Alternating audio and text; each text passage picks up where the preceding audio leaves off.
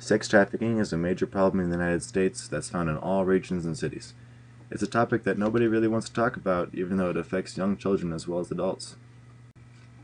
The International Labor Organization estimates that there are 20.9 million victims of human trafficking globally, with hundreds of thousands in the United States. The victims of this crime in the U.S. are men and women, adults and children, and foreign nationals and U.S. citizens. As defined by U.S. law, victims of human trafficking can be divided into three populations: children under the age of 18 induced into commercial sex, adults 18 or over induced into commercial sex through force, fraud, or coercion, and children and adults induced to perform labor or services through force, fraud, or coercion. Human trafficking victims have been identified in cities, suburbs, and rural areas in all 50 states. They are made to work or provide commercial sex against their will in legal and legitimate business settings, as well as underground markets. Some victims are hidden behind locked doors in brothels and factories. In other cases, victims are in plain view and may interact with community members, but the widespread lack of awareness and understanding of trafficking leads to low levels of victim identification. Trafficking happens to adults and minors in rural, suburban, or urban communities across the country. Victims of human trafficking have diverse socioeconomic backgrounds, varied levels of education, and may be documented or undocumented. Traffickers target victims using tailored methods of recruitment and control they find to be effective in compelling that individual into commercial sex. A study in Chicago found that 56% of prostituted women were initially runaway youth. Runaway and homeless youth lack a strong supportive network and escape to unfamiliar environments that are particularly at risk of trafficking. Runaway youth are often approached by traffickers at transportation hubs, shelters, or other public areas. These traffickers pretend to be a boyfriend or significant other, using feigned affection and manipulation to elicit commercial sex or services from the victim.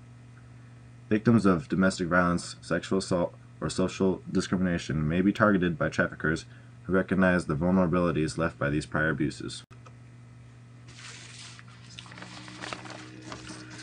Human trafficking generates $9.5 billion yearly in the United States. Approximately 300,000 children are at risk of being prostituted in the United States. The average age of entry into prostitution for a child victim in the United States is 13 to 14 years old. The average victim may be forced to have sex up to 20 to 50 times a day.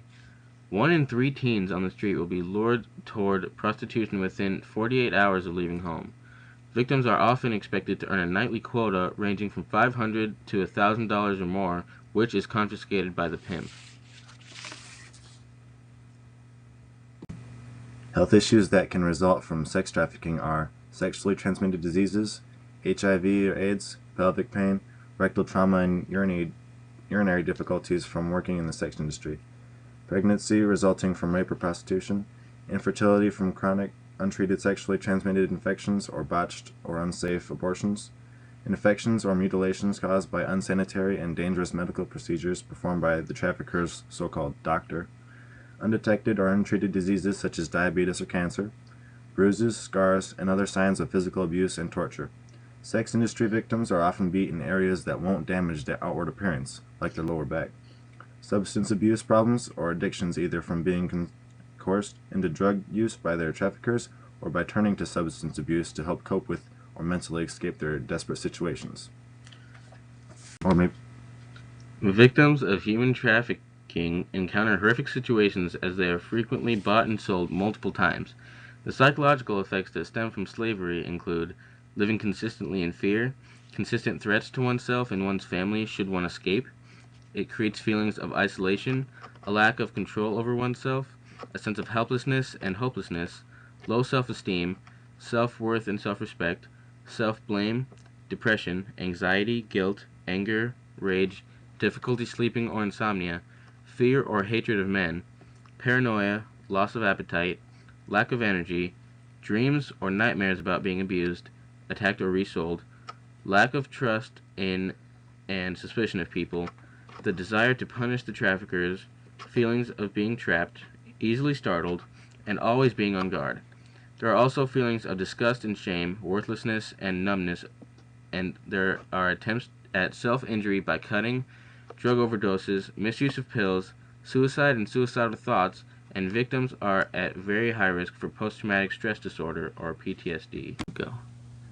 One legal act that was put into place is the Trafficking Victims Protection Reauthorization Act of 2013, which was passed as an amendment to the Violence Against Women Act. Establishes and strengthens programs to ensure that U.S. citizens do not purchase products made by victims of human trafficking and to prevent child marriage. The reauthorization also strengthens collaboration with state and local law enforcement to ease charging and prosecuting traffickers. For people who have escaped the horrible life of being a victim of sex trafficking, their criminal records follow them everywhere they go. They can't get a loan, they can't get a good job, and because of that, they can't have the life they want.